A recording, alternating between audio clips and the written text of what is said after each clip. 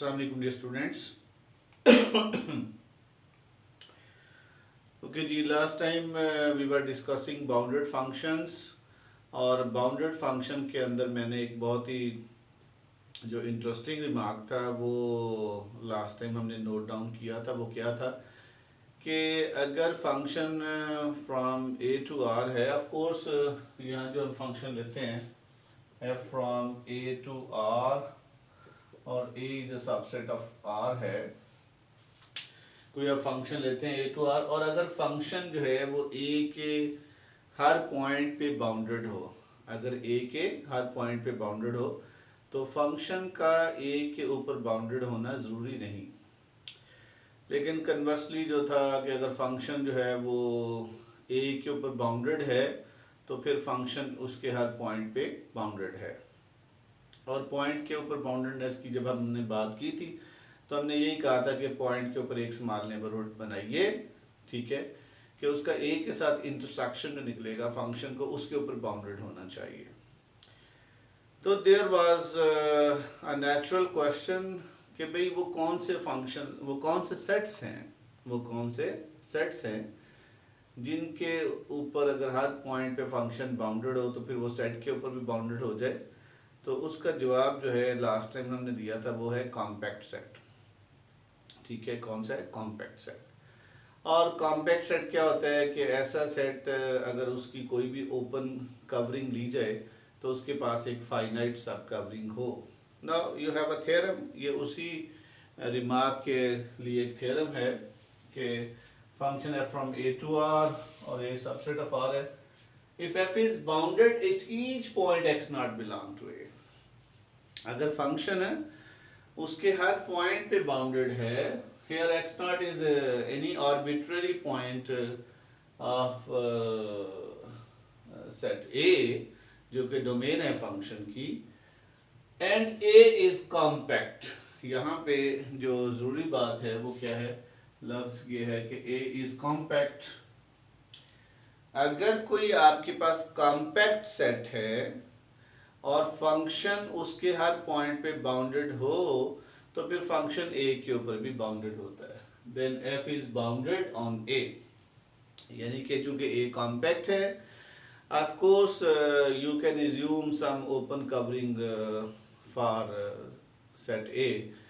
और फिर चूंकि ये कॉम्पैक्ट है तो उसके पास एक फाइनाइट सब कवरिंग भी होगी। ये वाला आइडिया यू आर गिवन, लेकिन हमने बात करनी है कि वो पॉइंट की बाउंडेडनेस से आप ये साबित कर सकते हैं कि फंक्शन जो है वो कैपिटल ए के ऊपर बाउंडेड है for all x belong to a. You have to show that f x more less equal to k for all x belong to A.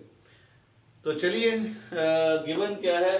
Given ये है कि फंक्शन हर पॉइंट पे बाउंडेड है, one thing is, and the second is a is compact. A compact है। Compact का मतलब क्या है कि जो भी ए की ओपन कवरिंग होगी उसके पास एक फाइनाइट सब कवरिंग भी होगी। चलिए लेट्स स्टार्ट, इसका प्रूफ देखते हैं। Assume F is bounded at each X not belong to A. Assume f is bounded at each x naught belong to a,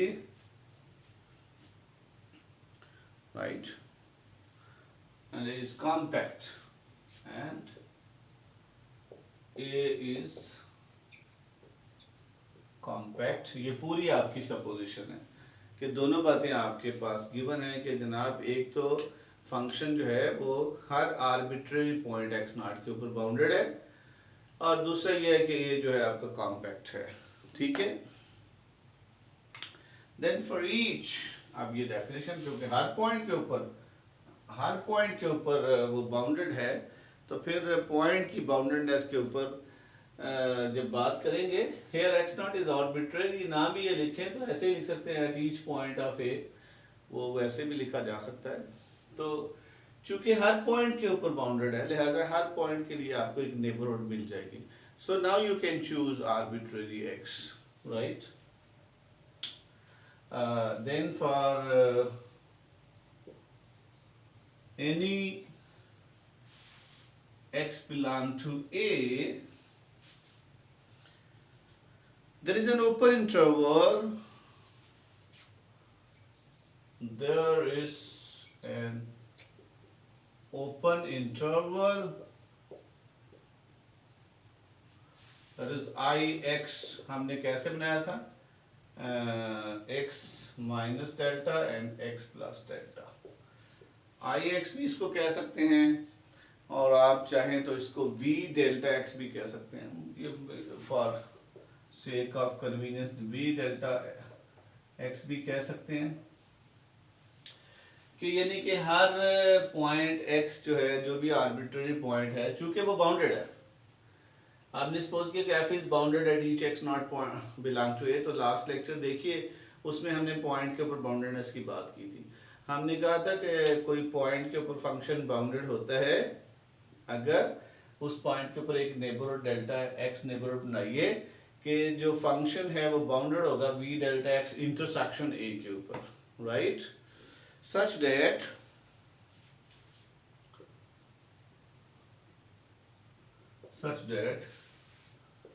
f is bounded on v delta x intersection a. आप इसको आप डरने की जरूरत नहीं है. That is a intersection ix. चूंकि आप इसको ix माने तो आप ix ले लें v delta x, just to emphasize, just to relate with the last lecture, वहाँ हमने v delta x कहा था. तो आप ix भी कह सकते हैं, नो प्रॉब्लम. हमने वहाँ i अल्फा का सिंबल भी यूज किया था, alpha belong to omega. Look at this definition again, it's very simple. हमने कहा कि फर्ज कीजिए हमारा फंक्शन जो है वो a के हर पॉइंट पे बाउंडेड है. अगर हर पॉइंट पे बाउंडेड है तो then for any arbitrary x, अगर आप उसकी बात करेंगे तो उसके ऊपर भी बाउंडेड है. अगर उसके ऊपर बाउंडेड है तो फिर आप उसके लिए आपको एक इंटरवल ix मिलेगा जिसको आप v डेल्टा x भी कह सकते हैं. such that f is bounded on a intersection ix या v delta x intersection a. No problem, इधर लिखेंगे because intersection is commutative. a intersection b is equal to b intersection a, so no problem. अच्छा, अब देखिए जरा इसके ऊपर गौर कीजिए.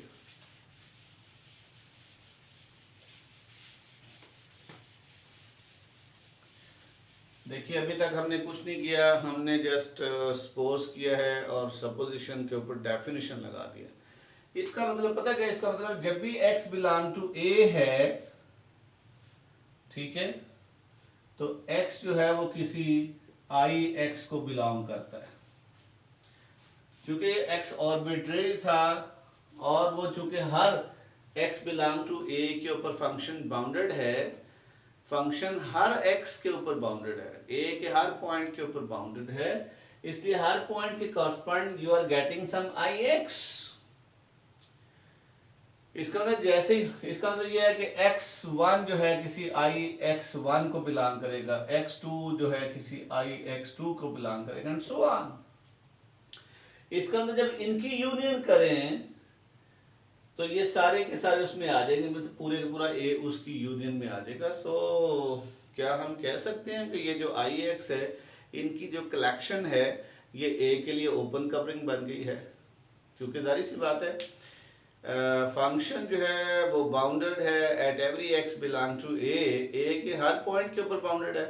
तो बाउंडेडनेस की हमने डेफिनेशन दी है कि अगर पॉइंट के ऊपर बाउंडेड है तो उस पॉइंट के ऊपर एक नेबरहुड होगी, लाजमी होगी x belong to that neighbourhood, कि फंक्शन बाउंडेड हो उस नेबरहुड इंटरसेक्शन a के ऊपर. तो इसका मतलब है कि अगर x1 a का मेंबर है तो वो किसी ix1 को बिलोंग करेगा, x2 जो है किसी ix2. लुक एट दिस, इसका ना a के सारे एलिमेंट्स जो हैं वो किसी ना किसी ix में जा रहे हैं. तो अगर मैं इन तमाम ix की एक कलेक्शन बना लूँ, ठीक है, और है भी ये ओपन इंटरवल, तो ऑफ कोर्स ये जो कलेक्शन है ये a के लिए ओपन कवरिंग बन जाएगी, right. Then the set of all open intervals, then the set of open intervals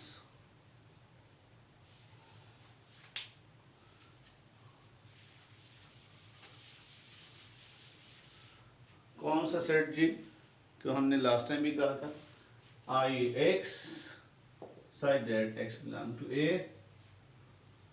ये वाला सेट, यानी कि अब इसमें आर्बिट्रेरी के लिहाज से आपने एक सेट बना ले, is an open covering of a, is an open covering of a, bracket में हम लिख सकते हैं कि that is a is contained in union of I x, x belong to a. Of course a का हर मेंबर किसी न किसी आई एक्स को बिलोंग करता है, तो ए जब तमाम आई एक्स की यूनियन करेंगे तो ए जो है उनका सबसेट बनेगा, तो ऐसी बात है, तो ये फिर उसकी ओपन कवरिंग है, right, okay. Then the set of open interval, this is an open covering of A, and A is compact, and A is compact, so this open covering, so this open covering of A has a finite subcovering, चूंकि ये arbitrary आपने ली है तो हमने कहा था अगर ये कॉम्पैक्ट है तो जो भी उसकी ओपन कवरिंग होगी उसके पास एक फाइनाइट सब कवरिंग होगी, जो भी ओपन कवर होगा उसके पास एक फाइनाइट सब कवर होगा। So this open covering of A has a finite सब कवरिंग of A, ठीक है, let it be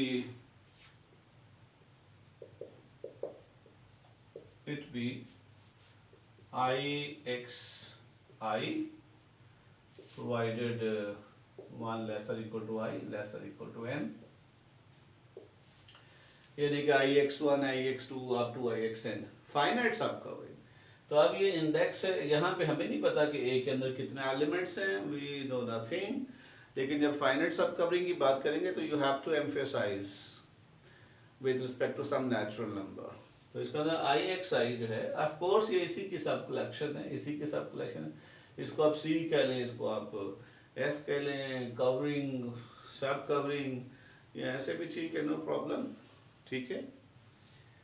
such date, इसका मतलब क्या है कि A contain in union of I x I will sum 1 to n, क्योंकि ये n है, n इंटरवल्स हैं, तो A कंटेन इन, इसका तो A का हर एलिमेंट किसी न किसी I x I के अंदर मौजूद है। व्हाट डज इट मीन, इसका अंदर A का हर एलिमेंट किसी x I varies from 1 to n के अंदर मौजूद है। This means that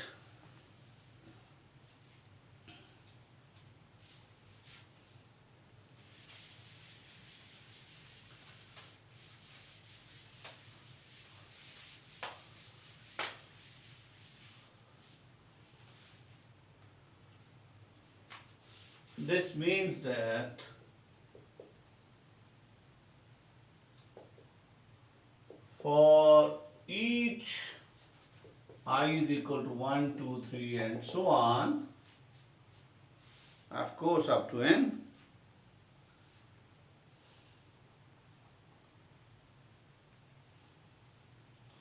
up to n, comma, f is bounded on A intersection I x I intersection A.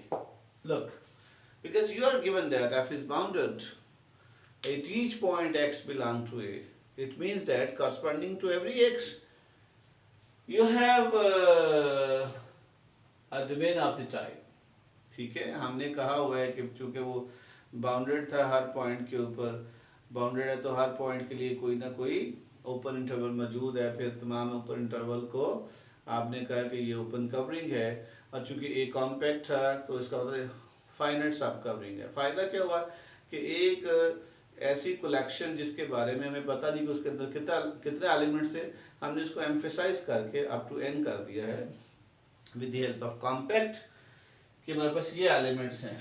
तो हर x जो है आई एक्स आई को बिलोंग करता है, और चूंकि फंक्शन बाउंडेड है हर x के ऊपर, लिहाजा f is bounded on each I x I intersection a, मतलब I x one intersection a, I x two intersection a, I x three intersection a and so on I x n intersection A.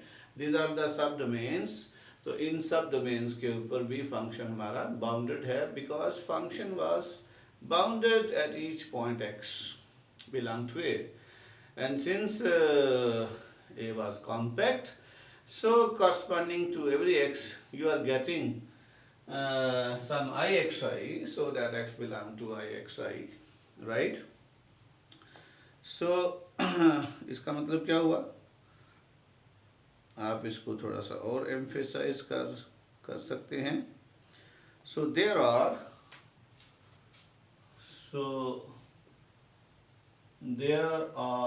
numbers mi, I will sum 1, 2, 3 and so on up to n, such that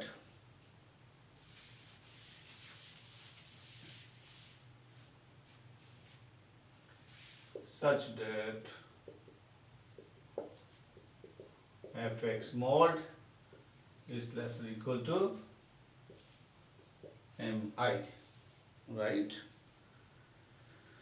For all x belong to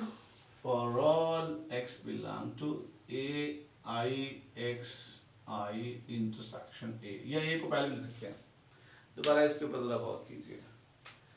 हमारा a compact था, a subset था union of I x belong to a, और a compact था तो इसका मतलब a contained हो गया union of I x I varies from 1 to n। तो इसका मतलब हर x जो है, इसका जो x है वो जाएगा किसी ना किसी आई एक्स आई में, x will be I x I corresponding I varies from 1 to n। इसका मतलब है कि fx जो है, चूंकि f is this means that for each I varies 1 to n f is bounded on I x I intersection a, चूंकि function bounded हर point पे है और वो पॉइंट किसी न किसी एक्स आई में जा रहा है, लिहाजा बाउंडेडनेस की डेफिनेशन एट अ पॉइंट कहती है कि आई एक्स आई इंटरसेक्शन ए भी साथ हम लगा लेते हैं, राइट? अगर चूंकि बाउंडेड है हर एक के ऊपर तो लिहाजा फिर हर एक के कॉरस्पॉन्ड पहले I x one intersection A के लिए m1, I x two intersection A के लिए m2, I x three intersection A के लिए m3 and so on. So fx modulus is less equal to mi for all whenever x belong to, अगर x जो है I x one intersection A को belong करेगा तो फिर modulus less equal to m1 होगा and so fourth. Why not use post capital M as the max of all these mi, ठीक है? So let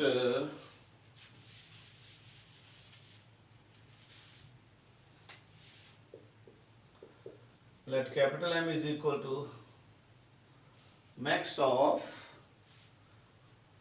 mi and 1 lesser equal to I lesser equal to n, then mi must be lesser equal to capital M for all I। आगे चूंकि वो max है तो हर mi जो है या तो वही मैक्स है या उससे छोटा है। अच्छा, अब चलिए आगे।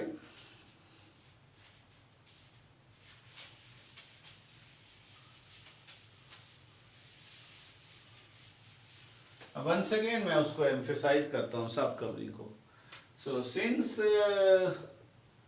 A is contained in union of I x I is from 1 to n, so for each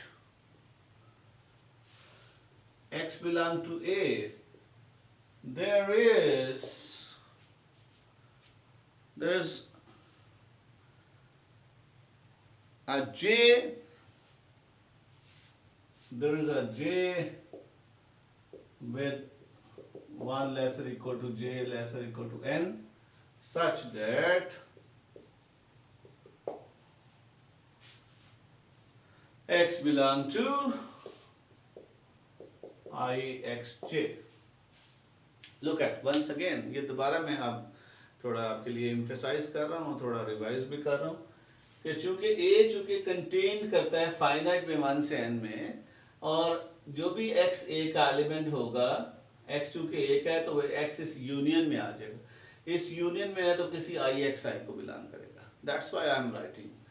So for any x belong to A, there is a j with 1 less or to of course 1 to n है हमारे पास ix1, ix2, ixn तक है.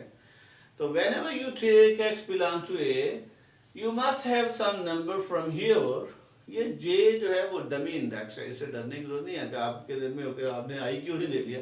You can choose i, you can choose k, you can choose p, whatever.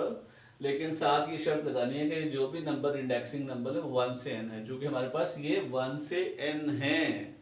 This is more important rather the symbol j. Okay, और जैसे ही x a को belong करेगा तो x union में आ जाएगा, यूनियन में आ गया तो किसी ना किसी i x I में जाएगा. तो यही बात हम कह रहे हैं कि चूंकि वो इसको बिलोंग करता है, so for each x belong to a there is a j with 1 j varies from 1 to n such that x belong to I x j, right? j correspond I x j है.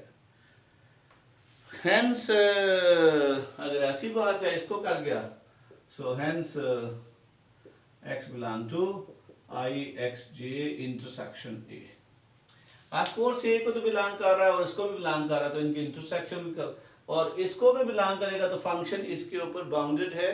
इस किस्म के जितनी भी domain थी where j varies from 1 to n, इस किस्म की जितनी भी डोमेन थी उसके ऊपर बाउंडेड था. ठीक है. So but then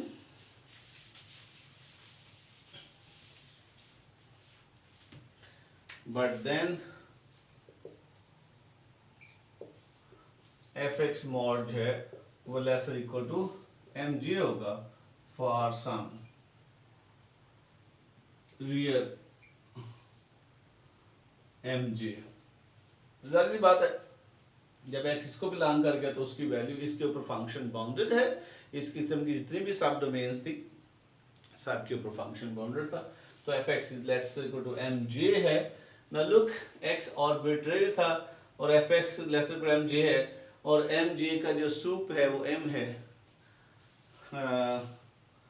then consequently fx जो है mod lesser equal to mj which is lesser equal to m for all x belong to A. अब x arbitrary था तो look at this, और fx mod is lesser equal to m for all x belong to A. Now look at this definition. तो हमने अब establish कर ली कि F x mod less equal to M, you can find a number capital M which dominates all its absolute values for all x belong to A. Of course x was the arbitrary. इसका मतलब यह है कि हमारा function जो है वो क्या है, बाउंडेड है. हमारा फंक्शन क्या है, बाउंडेड है. Look at this again. हमने कुछ भी नहीं कहा, हम बिल्कुल सिंपल बातें कर रहे हैं कि चूंकि फंक्शन जो है वो बाउंडेड हर पॉइंट पे था, तो फिर पॉइंट की बाउंडेडनेस की डेफिनेशन लगाते हुए उसके पास एक नेबरहुड आई एक्स आ जाएगी, और function I x intersection A के ऊपर बाउंडेड होगा. और चूंकि हर एक्स किसी ना किसी आई एक्स को बिलोंग करता है, इसलिए इसकी कलेक्शन जो है उसके लिए एक ओपन कवरिंग बन जाएगी. और चूंकि ए कॉम्पैक्ट है तो हर ओपन कवरिंग के पास एक फाइनाइट सब कवरिंग होगी, लिहाजा ये उसकी फाइनाइट सब कवरिंग आ जाएगी.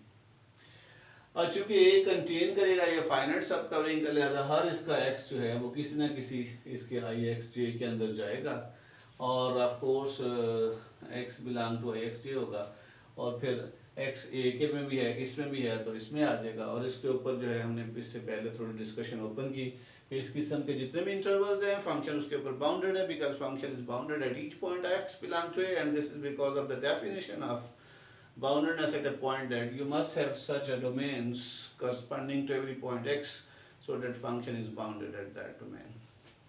Okay, तो इसका मतलब ये होगा कि x ax के f x mod जो है लेसर इक्वल टू mj होगा for some real number mj, right. तो और फिर आपने इस तरह के mj का मैक्स जो है कैपिटल M ले लिया, तो F X lesser mj lesser equal to m for all x belong to A, what does it mean that function is bounded. तो अब आपने देख लिया कि बहुत नेचुरल क्वेश्चन था, इंटरेस्टिंग था, चूँकि हमने एक एग्जांपल कोट की थी कि अगर फंक्शन हर पॉइंट के ऊपर बाउंडेड हो तो फंक्शन का उस सेट के ऊपर बाउंडेड होना ज़रूरी नहीं।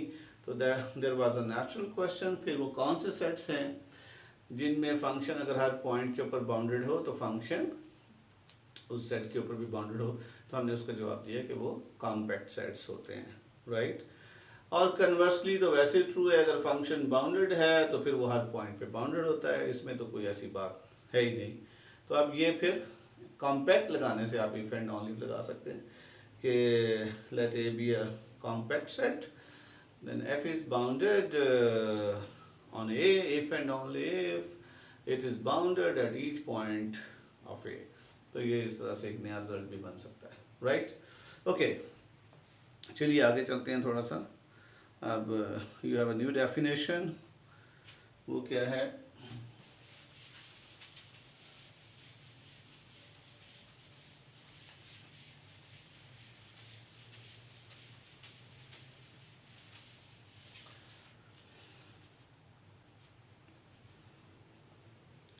नेबरहुड के ऊपर फंक्शन का बाउंडेड होना, ये वही बात है, उसी बात को हम दोबारा एम्फेसाइज कर लेते हैं और एज ए डेफिनेशन है इसको लिख भी लेते हैं कि definition let A is a subset of R f from A to R. Let A is a subset of R and f from A to R, ठीक है जी। And let C belong to R, be a cluster point of A, and let C belong to A, C belong to R, C belong to R, not A, C belong to R, E R, cluster point of A. We say that f is bounded on a neighborhood of C.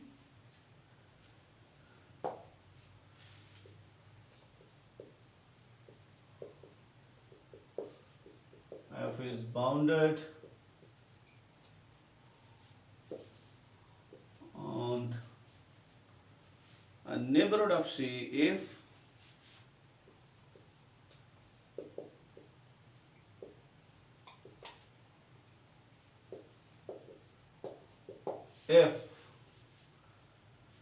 there exists a delta neighborhood V C delta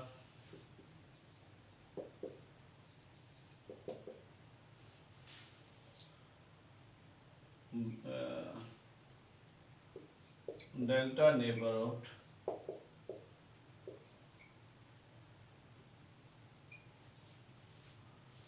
V delta of C such that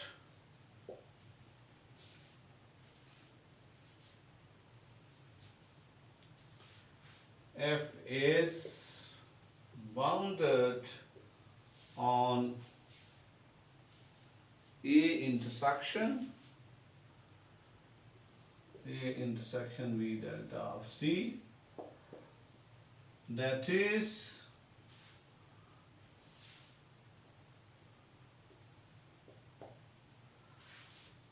fx mod is lesser equal to k for all x belong to A intersection V delta of C. That is, there exists a real k such that, ये भी लिख सकते हैं, that is there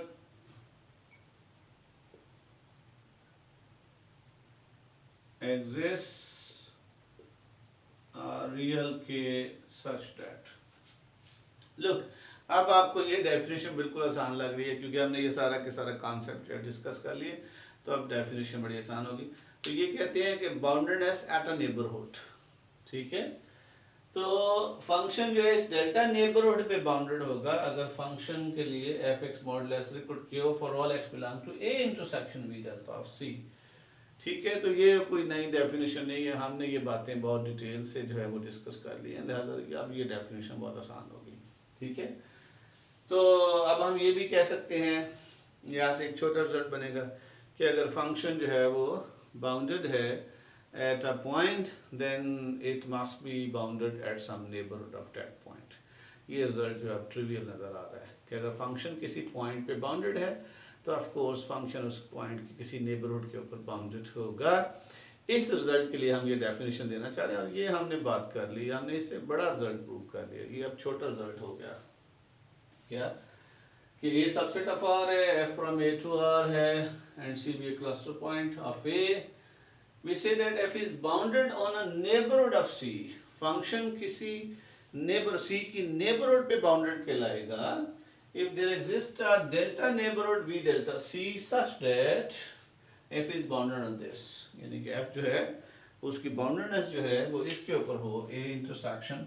तो ये बात हम कर चुके हैं पहले ही, हमने लास्ट लेक्चर में, दोनों लेक्चर में इस बात के ऊपर एम्फेसाइज किया। That is there exist a real case I that fx mod less than equal to a for all x belong to a intersection v delta of c. So now with this remark we can prove a theorem that is very simple now with the help of definition.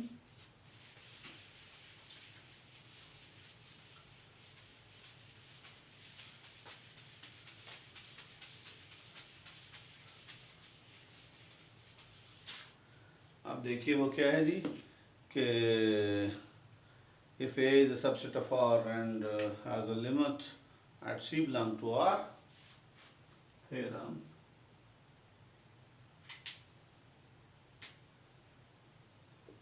असल में हमने boundedness को क्यों पढ़ा, हम तो limit का chapter पढ़ रहे थे, हम लिमिट की डेफिनेशन पढ़ रहे थे, हम इसको जोड़ना चाहते हैं बाउंडेडनेस को लिमिट के साथ। तो उस रिजल्ट के लिए हमने ये सारी जो है वो थ्योरी को डिस्कस किया, पढ़ा था, वो रिजल्ट आ गया। If A is a subset of R, if A is a subset of R and F from A to R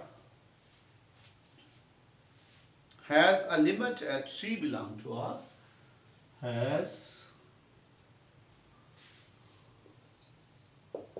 limit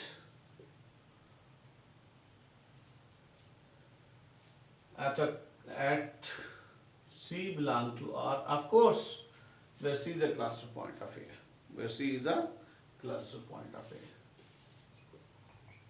where C is a cluster point of A, has a limit at C belong to R, then F is bounded on some neighborhood of C, then F is bounded on some neighborhood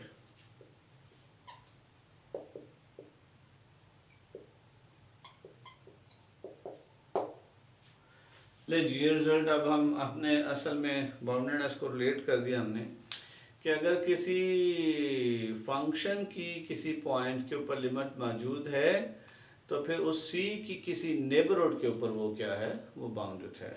वो आप उसमें से सी को निकाल देते हैं, सी तो उसमें शामिल नहीं होता चूँकि लिमिट है, तो वो डिलीटेड नेबरहुड है, उसको आप क्या कहते हैं, डिलीटेड नेबरहुड। अगर आप v डेल्टा ऑफ c के ऊपर यहाँ पे स्टार लगा देते हैं तो इसका मतलब इसमें c शामिल नहीं है। इसका मतलब ये होता है, इसका मतलब ये होता है कि इसका मतलब है you can say that v delta of c minus c, ये जो c की नेबरहुड है उसमें से c निकाल दे तो ये भी तो उसकी नेबरहुड है। तो v स्टार, तो ये थ्योरम बेसिकली इसकी तरफ एम्फेसाइज कर रहा है, क्योंकि आपको पता लिमिट की डेफिनेशन में c शामिल नहीं हम करते हैं, चूँकि c के ऊपर हो सकता है फंक्शन रिस्पॉन्ड नहीं कर रहा, उसके ऊपर उसकी वैल्यू ही नहीं है, तभी तो आप लिमिट की तरफ जा रहे हैं, तभी तो आप उसके नेबर से उसकी वैल्यू के बारे में एक जजमेंट देना चाहते हैं कि आप वैल्यू उसकी कितनी हो सकती है इन केस ऑफ कॉन्टिन्यूटी। तो आप उसकी राइट लिमिट और लेफ्ट लिमिट के बारे में तो बात करते हैं, तो लिहाजा उसको कहते हैं हम उस पॉइंट के ऊपर बात नहीं करते, और वी अंडरस्टैंड के पॉइंट के ऊपर फंक्शन की वैल्यू जो है वो हो सकता है कि अवेलेबल नहीं है, राइट। अगर तो अवेलेबल है फिर तो लिमिट और वैल्यू में कोई फ़र्क ही नहीं रहेगा। तो of course that's why you need to use deleted neighbourhood, और हमने some neighbourhood on some neighbourhood of c, so deleted neighbourhood को भी आप अंडर कंसिडरेशन कर सकते हैं, इनकॉर्पोरेट कर सकते हैं। तो इस तरह से इसका मतलब फंक्शन आप देखिए ना, अगर फंक्शन की लिमिट है, फंक्शन की लिमिट है इस पॉइंट के ऊपर और यहाँ पे फंक्शन नहीं है, तो ऑफ कोर्स इस पॉइंट पे इसकी लेफ्ट लिमिट और राइट लिमिट दोनों अवेलेबल हैं। तो वैल्यूज जो है, लुक एट दिस, अब इसका मतलब ये जो है आपका c जो है, और ये c प्लस डेल्टा और c minus delta, you can have v delta of c star that is deleted neighbour. तो डिलीटेड नेबर पे देखिए कि फंक्शन जो है इस वैल्यू पे, अगर इसको मैं m कह दूं, ठीक है, और इसको मैं l की लाइन मानूं और ये दूसरा, तो आपकी वैल्यूज m और ये नंबर कोई p है, तो m और p के दरमियान रहता है, उससे बड़ी और उससे छोटी नहीं हो सकती। लिहाजा अगर फंक्शन की लिमिट किसी c के ऊपर मौजूद है तो उस c के अलावा राइट पे भी फंक्शन अवेलेबल है, लेफ्ट पे भी फंक्शन अवेलेबल है, उसकी वैल्यूज अवेलेबल हैं। दैट्स वाई उनकी वैल्यूज की जो मैक्सिमम वैल्यू लेने से या उसे एक स्टेप एक बड़ा नंबर लेने से वो नंबर जो है वो बाउंडेडनेस के कैपिटल M के तौर पे काम कर जाता है। तो यू विल सी दैट कि ये जो एफ एक्स मॉड जो है वो लेसर इक्वल टू के होगा for all x belong to this. So this is what we are saying, look at this theorem. वो कहता है कि अगर फंक्शन जो है सी कोई क्लस्टर पॉइंट है, फंक्शन ए टू आर है, ये सबसेट ऑफ आर है, तो अगर फंक्शन की सी के ऊपर लिमिट मौजूद है तो इसका मतलब फंक्शन जो है वो सी की किसी नेबरहुड के ऊपर लाजमी बाउंडेड है, ठीक है, ऐसा लाजमी होगा। अदरवाइज फिर इसका मतलब है कि उसकी लेफ़्ट और राइट की जो ड्राइंग है उसकी जो वैल्यूज़ है वो बड़ी फार अवे है, और बाउंडेडनेस की एश्योरेंस करना हमारे लिए थोड़ा मुश्किल हो जाता है, ये इसलिए ये इसकी तरफ है। चलिए अब हम प्रूव करते हैं। Proof is so simple. इसको आप इसकी स्टेटमेंट को एक और अंदाज से भी लिख सकते हैं, तो वो अंदाज क्या बनेगा,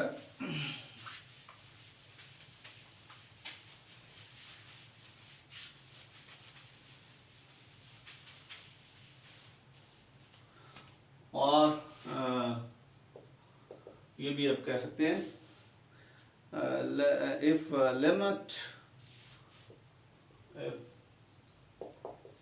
limit x tends to c, f is equal to L, then f is bounded on some deleted number of c. Then f is bounded on some deleted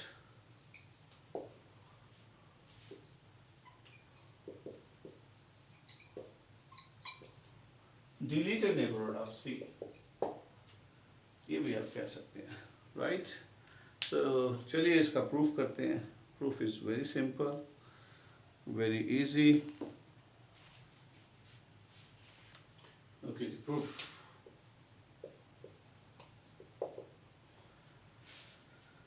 अच्छा जी, चूंकि वो लिमिट अवेलेबल है तो इसलिए हम लिमिट की डेफिनेशन लगा लेते हैं, right.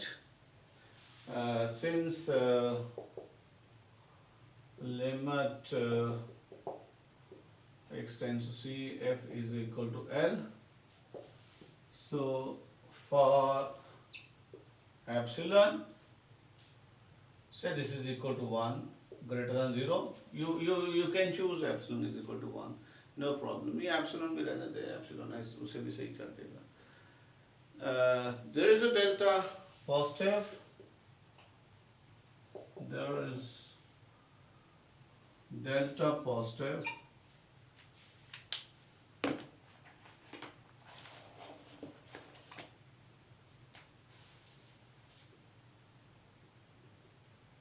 such that fx minus L mod is less than 1, of course less than epsilon, which is epsilon is equal to 1. Whenever 0 less than x minus c mod is less than delta. तो इसको थोड़ा सा आप elaborate करें तो ये क्या बन जाएगा, इसका मतलब है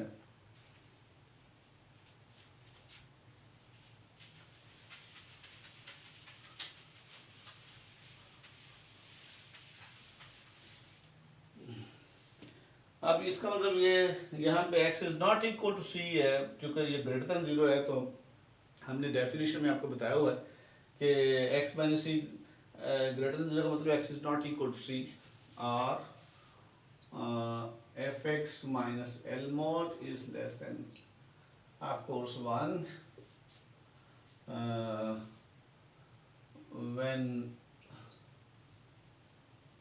whenever x belong to v delta of c and star. Of course अब ये ये जो v डेल्टा ऑफ c बन जाएगा, अगर इसको ऐसे देखें x minus c mod less than delta, तो minus delta less than c minus delta less than x less than c plus delta, और फिर इस हिस्से को आप देखें तो x minus C greater than 0 mean x is not equal to c, so you omit c, that's why v delta v which is equal to v delta of c minus c like this. Okay. अच्छा, अब लेकिन हमारा target जो है उसको bounded prove करना है. Now fx mod को आप लिख सकते हैं fx minus l plus l mod, right.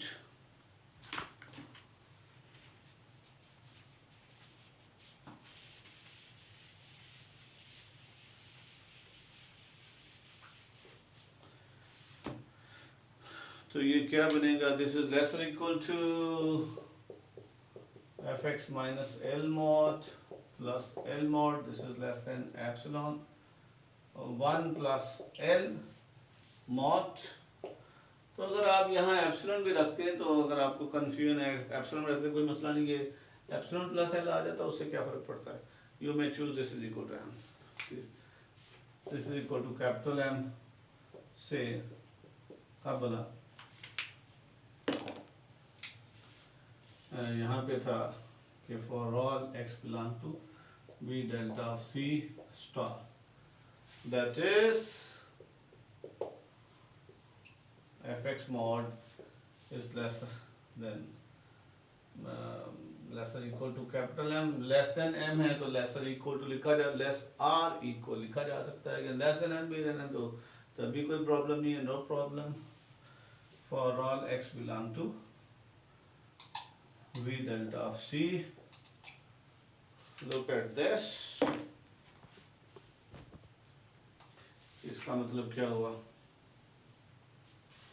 तो इसका मतलब यह है कि fx less than equal to m for all x belong to v delta, it means that f is bounded on some neighborhood of c. This completes the proof. ये हमारा proof जो है वो कंप्लीट हो गया. चलिए इसके बाद हमारे पास जो है जो छोटे छोटे रिजल्ट्स हैं उनको हम प्रूव करने की कोशिश करते हैं. ओके, वो क्या है जी,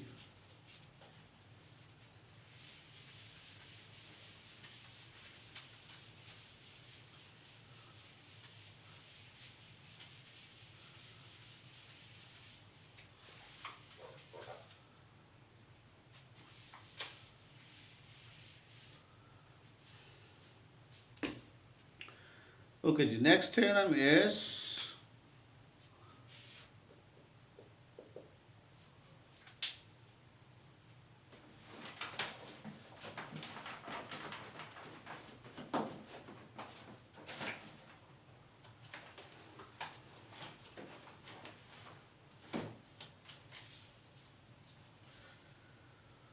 ओके, थ्योरम क्या है, let a is a subset of R and F from K to R let C be a cluster point of A and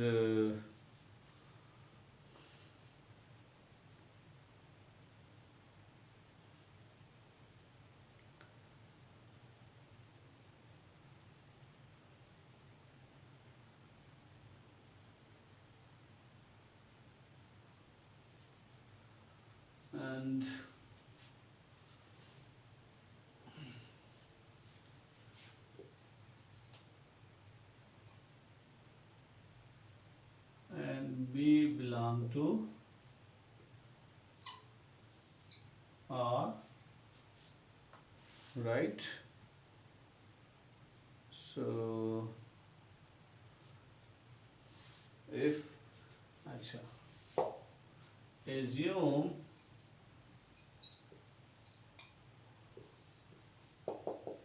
limit x tends to C fx is equal to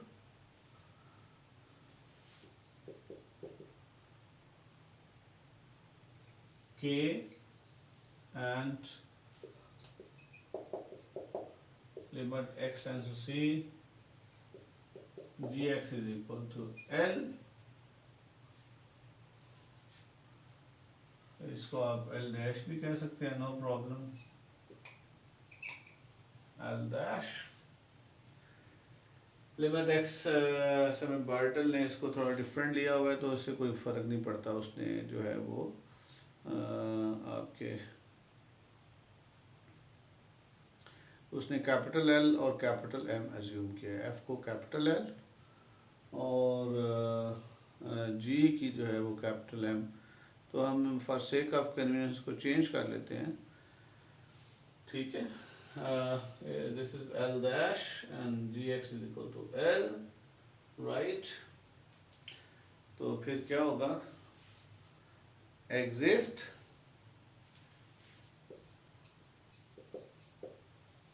यानी कि अब दोनों F X की limit L dash है, G X की limit L है, then number one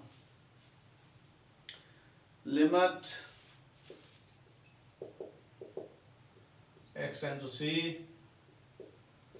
fx plus minus gx is equal to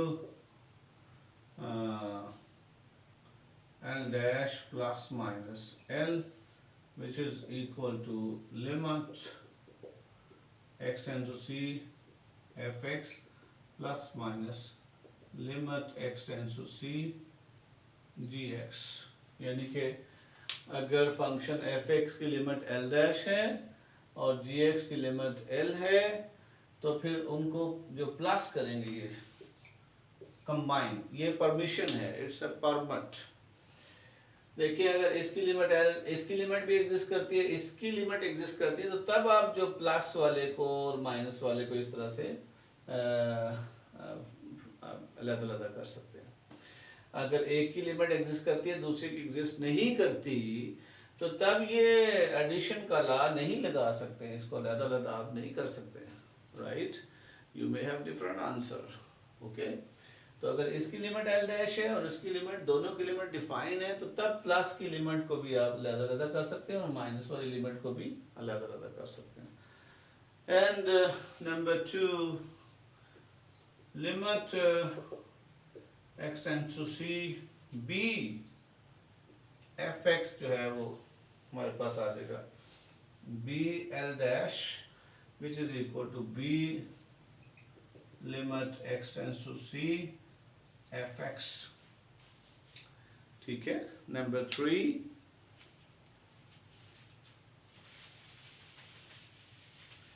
इनको आप लिमिट रूल्स भी कह सकते हैं।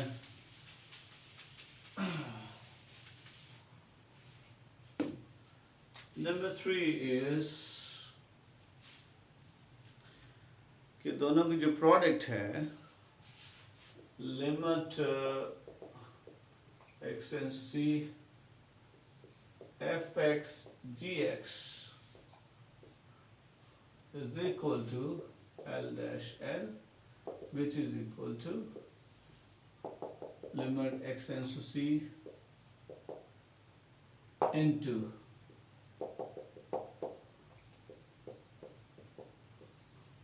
मतलब ये फैक्टराइजेशन तभी पॉसिबल है अगर दोनों की लिमिट डिफाइंड हो, एग्जिस्ट करती हो। अगर एग्जिस्ट नहीं करती तो आप इस तरह की फैक्टराइजेशन नहीं कर सकते। नेक्स्ट इज नंबर 4 के जो fx बाय gx की लिमिट है x tends to c fx by gx जो है उसको भी आप लिख सकते हैं l by l dash by l dash by l, which is limit x tends to c fx divided by x tends to c gx। यहाँ पे कोई शर्त लगानी पड़ेगी, provided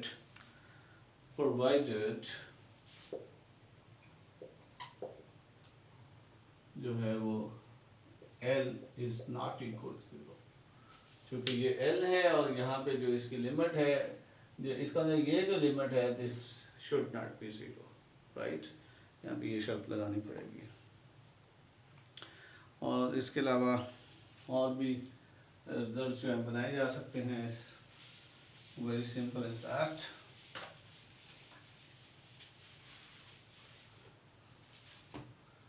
number 5, so limit x tends to c gx whole power n। अब ये इसकी application है, दो के लिए ट्रू है तो फिर हर एक के लिए ट्रू है। तो gx की लिमिट l है तो ये l पावर n हो जाएगा, which is in fact limit x tends to c gx whole power n, no problem, right. इस तरह से और भी रूल।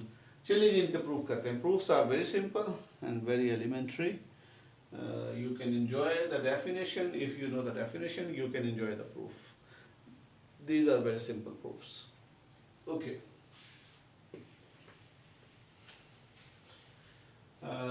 I think आज इतना ही काफ़ी। हम नेक्स्ट क्लास में इनके प्रूफ करेंगे और फिर हम आगे चलेंगे लिमिट एक्सटेंशंस के ऊपर। Thank you very much. अल्लाह हाफिज़।